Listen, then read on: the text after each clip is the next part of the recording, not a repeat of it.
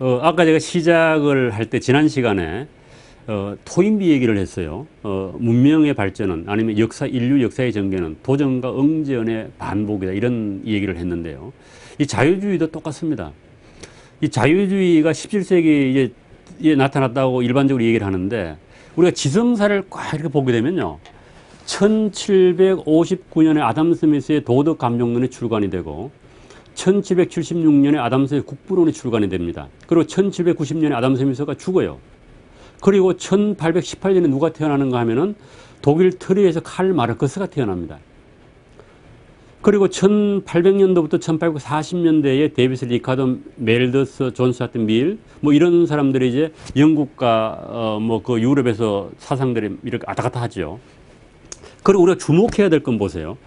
아담 스미스의 국부론이 출간되고 나서 이게 몇 년이에요? 1848년이니까 여기에 마르크스 앵글스가 공산당 선언을 선포하게 됩니다. 이게 불과 100년도 안 되죠. 그리고 1867년에 아담 스미스의 자본론이 출간이 돼요. 이게 대단히 역사적인 사건입니다. 1867년이면 아담 스미스의 국부론이 출간되고 나가지고 100년도 채 안 된 겁니다. 그리고 1883년에 마르크스가 사망을 하게 되고 1936년에 케인스의 일반 이론이 출간이 돼요. 그래 불과 17세기 후반부터 20세기 이 중반에 그간의 어떤 오늘날 쟁점이 되는 모든 문제들이 이론적으로 정립이 되고 논쟁이 전개됐다고 볼 수 있는 거예요. 그리고 이게 재미있는 현상이죠.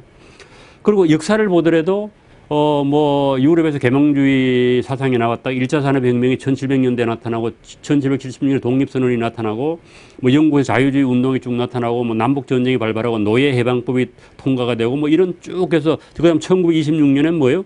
대공황이 시작이 되잖아요. 그리고 우리가 계속 비판하고 있는 자유주의자들 1933년에 미국 프랭클린 루즈벨트가 뉴딜 정책을 도입하게 되고 세계 대전이 일어나게 되고 뭐 동서가 냉전으로 갈리게 되고 그 다음에 냉전으로 갈렸다가 1989년에 베를린 장벽이 무너지게 되죠. 그래 공산주의가 스스로 자진해서 망하게 되는 거예요.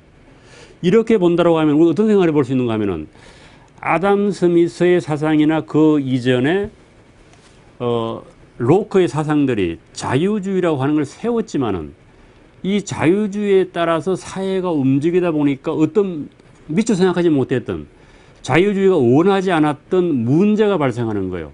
그 문제가 발생하니까 그 문제를 해결하기 위해서 전혀 다른 사상이 출현한 거예요. 그 대표적인 게 뭔가 하면 마르크스입니다. 어떻게 본다고 하면 오늘날 마르크스가 이상적이라고 생각하는 세상하고 아담 스미스가 이상적이라고 생각하는 세상 두 개가 맞섰다가 누가 망했어요? 1990년대를 기점으로 해서 마르크스의 사상이 망한 겁니다. 물론 막시스트들은 자기 사상이 안 맞겠다고 주장을 합니다만 우리가 조금 더 냉정하게 본다고 하면은 명백하게 마르크스 사상이 패배한 거예요. 현실 공산주의 국가가 망했으니까. 그럼에도 불구하고 마르크스의 사상은 아직까지도 우리 머릿속을 지배하고 있는 겁니다. 현실 정치나 경제 체제로서 아니면 제도로서 아니면 사상으로서 망했지만은 아담 스미스가 꿈꾸었던 세상보다는 마르크스가 꿈꾸던 세상이 우리의 머리에 감성적인 호소력은 엄청나게 많은 거예요. 물론 아담 스미스나 마르크스가 꿈꾸던 세상이 인류 역사에서 전혀 존재하지 않았다는 얘기가 아닙니다. 특히 마르크스가 꿈꾸던 세상은 옛날부터 다 있었어요. 동양과 서양 똑같이 있어요. 공동재산, 서로 연대감을 가지고 살자, 서로 사랑하며 살자, 이런 게 다 종교적인 사상이거든요. 사유재산이 나쁜 것이다, 이기심은 나쁜 것이다. 이건 동서양을 막론하고 모든 위대한 사상가들이 설파했던 거예요. 뭐 소크라테스, 공자 다 똑같아요. 석가, 예수, 마호메트 이게 뭐 다 똑같이 다른 사람을 위해서 사랑으로 다른 사람을 대하고 살아라. 사유재산은 나쁜 거고 탐욕적이지 말라. 이거 뭐 성경에 나오는 거 아니겠어요? 그것을 이제 체계적으로 경제 이론으로 만든 것이 누군가 하면 마르크스입니다. 그래 마르크스 사상은 진짜로 없어지기 힘든 어떤 인류의 본원적인 감정이라고 할까요? 마음의 고향이라고 할까요? 그런 것을 반영하고 있는 겁니다. 그것을 하이에커는 원시 본능이라고 불렀어요.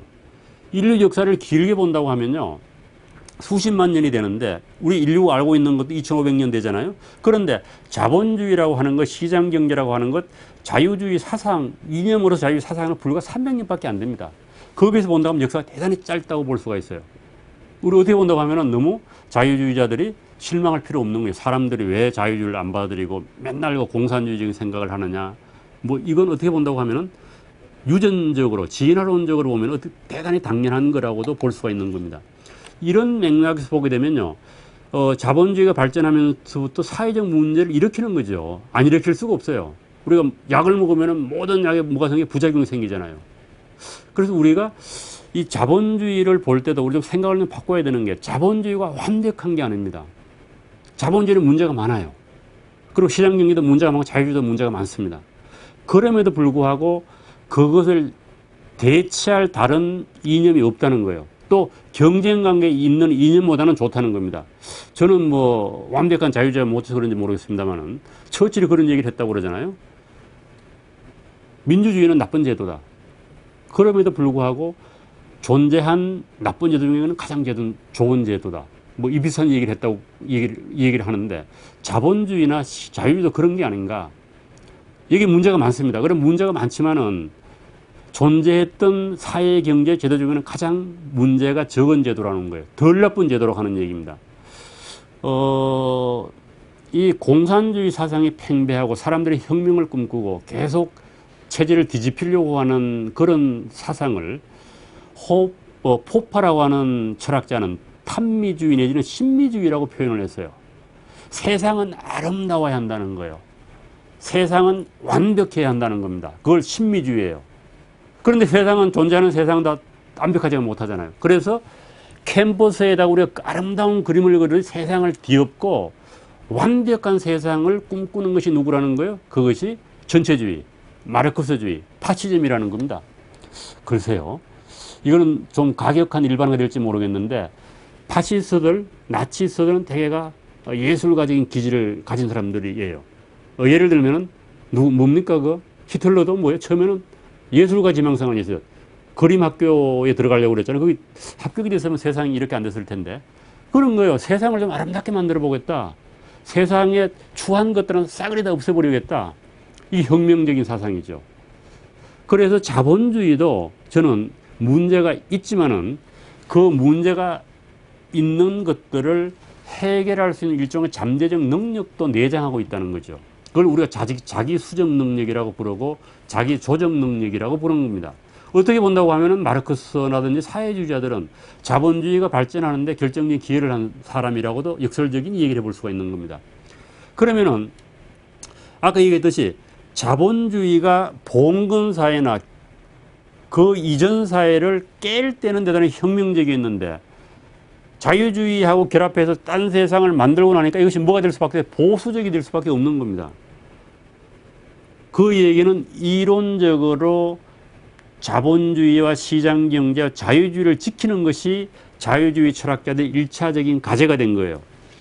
그럼 우리가 이것도 이제 우리가 무시할 수 없는 게요, 마르크스가 자본론이나 공산당 선언을 했을 그 당시에 자본주의 사회를 한번 그려볼 필요가 있는 겁니다. 이건 뭐 역사적 기록들이 있죠. 마크스 글을 보게 되면 대단히 인간적이에요. 인간 소외 얘기하죠. 인간은 기계의 노예가 돼가지고 자신의 어떤 고유한 성격, 유적 본질이라고 막상 불렀습니다. 그런 거 다 잊어버리고 기계의 노예가 됐다. 우리 기계의 노예된 거는 그 유명한 영화 모던 타임스라고 하는 게 있잖아요. 거기 보게 되면은 자본가들이라고 하는 거는 최대한의 효율 내지는 최대한의 이익을 산출하게 노동자들을 어떻게 부리는가라고 하는 것을 그 영화 찰리 채플린 영화 속에 잘 보여주고 있어요. 물론 가장된 거지만요. 계속 이 벨트 콤베스미 기계가 계속 뭘 할 일을 보내는데 하나 놓치게 되면 어떻게 드라이버 들고 막 저 일이 따라가니까 계속 따라가서 하다 보면 기계로 말려들게 되고 해서 소외론, 인간 소외론입니다. 기계가 주인이 되는 사회. 이게 자본주의 사회. 또 그렇게 열심히 일을 해도 그 대가를 자본가들이 다 취하고 노동자들은 못 갖는다. 이게 마크스의 문제의식이에요. 어떻게 하면은 노동자들이 잘 사는 세상을 만들어 볼 것인가. 그런 문제의식은 머릿속에서 나온 것이 아니고 현실에서 나왔다는 겁니다. 객관적인 데이터를 보더라도 그럼 우리가 알 수가 있어요. 어린아이들이 얼마나 열악한 환경에서 노동을 했는가. 그 당시 뭐 아동 노동 금지법이라고 하는 게 없었으니까. 그리고 하루에 몇 시간씩 노동을 했는가. 또 노동의 조건, 노동의 공간이 얼마나 열악했는가. 이건 우리 옛날에 60년대 청계천 전태열이 그 뭐 노동법 가지고 야단칠 때 우리의 여건을 생각하면 알 수 있는 겁니다. 이런 것들이 어떻게 본다고 하면은 마르크스가 자본주의를 비판하고 자유주의를 비판하고 새로운 세상을 꿈꾸려고 한 계기가 되었다고도 우리가 이야기해 볼 수 있는 겁니다. 여기에서 바로 자유주의가 분화되는 거예요. 그거는 이제 우리가 넓게 본다고 하면 이런 얘기를 해볼 수 있어요. 불평등에 대한 문제 제기. 노동자들의 비인간적인 어떤 사회적인 여건. 이거는 뭐 제가 이것도 아까 그 책에서 자본주의 이해학에서 가져온 건데요. 미국 사회, 자본주의가 가장 잘 발전된 사회가 미국 사회라고 하지 않습니까? 이런 통계가 나와 있습니다. 불평등한 기회라고 해가지고 미국의 가정 환경과 경제적 성공이라고 하는 걸 매개로 해서 조사를 해봤더니요. 상위 10%에 있는 그 상위 10%에 속한 부모를 가진 사람들이 성공할 확률하고 하위 10%에 속한 부모들이 성공할 확률을 조사해봤더니 누가 높겠어요? 이거는 당연히 상위 10%에 속한 부모들의 자식이 성공할 확률이 높습니다. 그리고 자본주의를 비판하는 사람들은 부의 불평등, 우리 사회에서 이걸 뭐라고 그러죠? 부의 대물림이라고 부르잖아요. 신분사회를 돌파하고 나온 자유주의가 새로운 신분사회를 만들어냈다. 우리 이거 요즘 계속 얘기하잖아요. 운동권에서 얘기하잖아요. 부와 권력의 대물림, 그 신분의 대물림이라는 거예요. 그리고 세계적으로 불평등이 얼마나 심화되어 있는 걸 보여주는 도표가 있는데 1820에서 1922년 사이에 세계 인구 상위 소득 10%의 소득 점유 비율이 나와 있고 아래는 세계 인구 가운데 하위 소득 10%의 소득 점유율 비중이 나와 있는데 이거가 상위 10%의 점유율 비율은 1820년을 기준으로 해서 본다고 하면은 그때 한 42, 3% 되던 것이 1980년대가 되면은 50% 정도로 올라가고 하위 60%는 1820년 자본주의 초기라고 봐야죠. 한 25% 되던 것이 1990년, 80년대에 돌아가면 이것이 15%대로 떨어지게 됩니다. 이게 뭐라고 그래요? 부의 편중이라고 부릅니다. 우리 사회에서 엄청난 독자를 확보했던 자유주의를 대단히 비판적으로 보고 있는 책이 하나가 있죠. 140만 부가 팔렸다는 얘기도 있고 120만 부가 팔렸다는 얘기도 있는데 샌달의 정의란 무엇인가라고 하는 책입니다.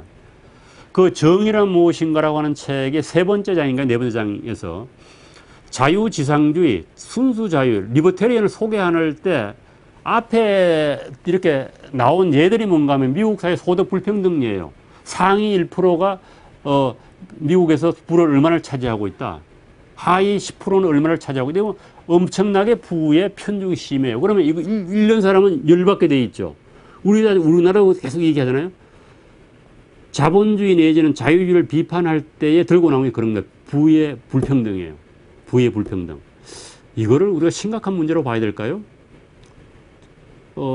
부의 불평등에 대해서 나쁘지 않다라고 이 얘기를 해야 되는 게 또 어떻게 본다고 하면 순수 자유들의 입장이에요. 부의 불평등이 사회적 균형을 한다는 겁니다. 오히려 그것을 해소하려고 할 때 엄청나게 많은 사회적인 문제점이 부각된다. 그래서 일각에서는 자유주의자들은 부의 불평등을 정당화한다고 맞는 얘기입니다. 부의 불평등은 어떻게 보면 불가피하고 그것으로 말미암아 많은 효용이 발생하고 자유가 발생한다고 하는 얘기예요. 제가 이 그림을 또 하나 가져왔는데요. 이거는 윌리엄 호가스라고 하는 판화가예요, 판화가. 이게 몇 년도에 발표된지는 모르겠는데, 이 호가스가 1697년에 태어나가지고 1764년에 죽은 걸로 봐가지고, 18세기 중반인 것 같습니다. 런던을 그렸다고 하는데요. 맥주의 거리와 진 골목이에요. 하나는 보면 아주 밝고, 사람들이 명랑하고, 이렇게 뭐 재미있게 뭐 놀고 있는 그림이고, 다른 하나는 술 주전뱅이가 찌들어 있는 거예요. 술에 찌들어도 뭐 가난하고 못 살고. 이게 진의 거리라고 하는 건데, 이거는 전당포만 흥행을 하는 겁니다. 다른 건 다 엉망이에요. 엉망의 그림을 보게 되면. 이것도 뭔가 하면은 자본주의, 초기 자본주의 사이에 극명하게 대립되는 두 세계를 호가서는 판화로 나타내 보여준 겁니다. 물론 단순화시키고 가장을 했다고도 볼 수 있는 겁니다. 이런 것들이 어떻게 본다고 하면은 이 자유주의가 분화되는 역사적 사건들이라고 볼 수가 있어요.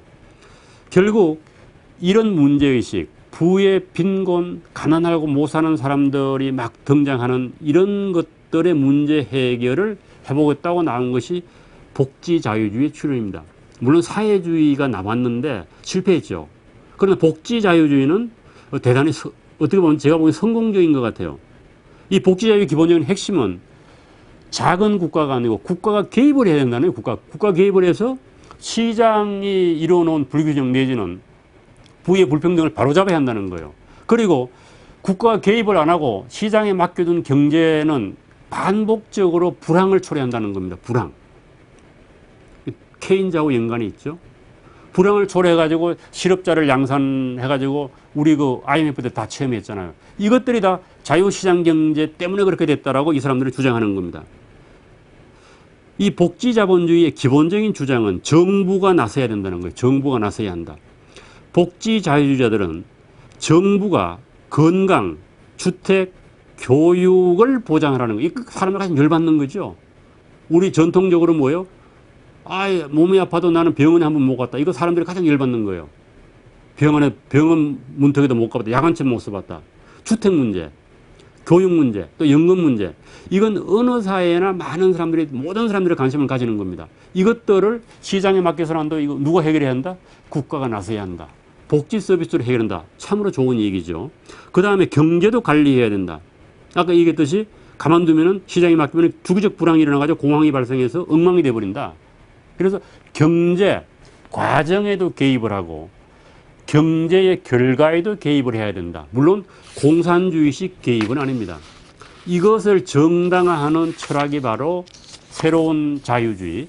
그 새로운 자유주의를 뭐 우리가 복지자본주의라고도 부를 수가 있고 평등 자유주의라고 부를 수도 있고 또 어떤 사람은 고전적 자유주의와 대비되는 것으로서 모던 리버럴리즘, 현대적 자본주의라고 부르는 사람도 있습니다. 그러면 이제 이 고전적 자유주의가 이렇게 문제점이 뭔가 하면요. 빈부격차의 심화, 불평등, 경제력 집중. 요즘 뭐 경제민주화 떠들면서 많이 나오는 얘기죠. 경제력이 집중됐다. 주기적인 불황이 있고 그 속에 사는 시민들은 안정을 잃어버렸다. 언제 잘릴지 모른다. 언제 잘릴지 모르니까 월급쟁이로 사는 사람 잘리게 되면 졸지에 뭐가 되는 거예요? 거리로 나앉게 되는 거예요. 홈리스 피플이 되는 겁니다. 이것이 고전적 자유주의, 경제적 자유주의, 또 좁은 의미의 자유주의를 비판하는 사람들이 봐라. 너가 하라는 대로, 시장규제 하라는 대로 하면 이런 문제가 발생하는 거 아니냐. 라고 사례를 막 대는 거면 좀 이게 난감하죠. 그래서 복지자본주의가 나온 거예요. 이거 복지자본주의 실험했잖아요. 뉴딜 정책 같은 거. 그리고 복지자본주의가 2차 세계대전 끝나고 서구를 휩쓸었다고 해도 과언이 아닙니다. 물론 잠깐 동안 1990년대에 위대한 정치가인 아담 스미스의 후예, 하이에크의 후예라고 하는 대처하고 레이건이 나타나가지고 소위 말하면 신자유주의 정책을 좀 폈죠. 그러나 자유주의 정책하고는 거리가 멀어요. 국가의 역할이 전혀 줄지가 않아서요. 통계를 보게 되면. 그럼에도 불구하고 잠시 동안 신자유주의 내지는 고전적 자유주의가 현실 정치에 적용됐다고 볼 수가 있는 겁니다. 이 복지자본주의가 출현하는 건 이런 거예요. 도표로 이 얘기를 해본다고 하면은 고전적 자유는 경제적 자유주의를 주장하는 반면에 복지자유주의는 사회적 자유주의를 외칩니다. 그리고 고전적 자유주의가 이기적 개인주의를 얘기하면은 발전적 개인주의를 얘기하고 복지자본주의는 그 다음에 고전적 자유주의가 공익 극대화를 얘기하면은 복지자본주의는 개인의 성장을 얘기합니다. 그리고 고전적 자유주의가 적극적 자유를 얘기하면은 복지자유주의는 고전적 자유주의가 소극적 자유를 얘기하면은 복지자본주의는 적극적 자유를 얘기합니다. 고전적 자유주의가 최소 국가라고 하면은 복지자유주의는 큰 국가지요. 이걸 자기들은 능력 있는 enabling state라고 부릅니다. 능력 있는 국가다. 그리고 고전적 자유주의가 자유시장 경제를 주장한다고 하면은 복지자유주의는 통제경제를 얘기합니다. 고전적 자유주의가 권리에 기초한 정의를 얘기한다고 하면은 복지자유주의는 공정으로서의 정의를 얘기합니다. 공정으로서 정의하면 떠오르는 사람이 롤스지요. 그 다음에 고전적 자유가 엄격한 능력주의를 얘기하면 복지자유주의는 가난한 자에 대한 배려를 얘기합니다. 그리고 고전적 자유주의가 개인의 책임을 얘기한다고 하면 복지자유주의는 사회적 책임을 얘기합니다. 고전적 자유가 복지면에서 안전망으로서의 복지를 얘기한다고 하면 복지자유주의는 요람에서 무덤까지의 복지를 얘기합니다. 이거는 뭐 제가 정리한 게 아니고 앤드루 헤이우드라고 하는 사람이 정치 철학자가 폴리티컬 이데올로기라고 하는 데서 정리를 한 거 아주 깔끔하게 잘 정리를 한 것 같아요. 그래서 물론 이거에 대해서는 또 고전적 자유주의자들에 대해서는 이게 이렇게 분류하는 게 문제가 많다라고 하는 철학적인 악유가 있을 수는 있어요. 그러나 대체적으로는 제가 보기에는 뭐 이 큰 문제가 없는 것처럼 보여요.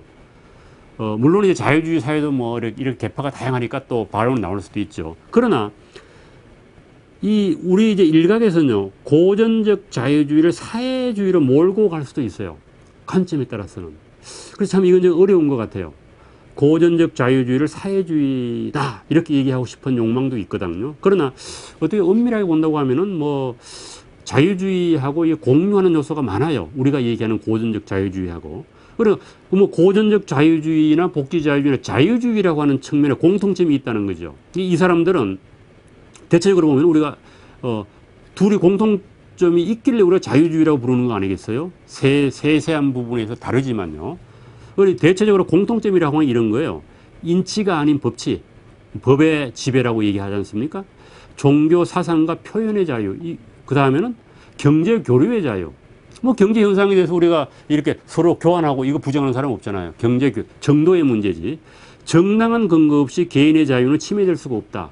이런 입장들은 우리가 공유하고 있는 겁니다. 그래서 우리가 공통적으로 자유주의라고 부를 수 있는 거죠. 그럼에도 불구하고 이 복지자유주의가 문제가 없는 거냐? 그거 아니죠.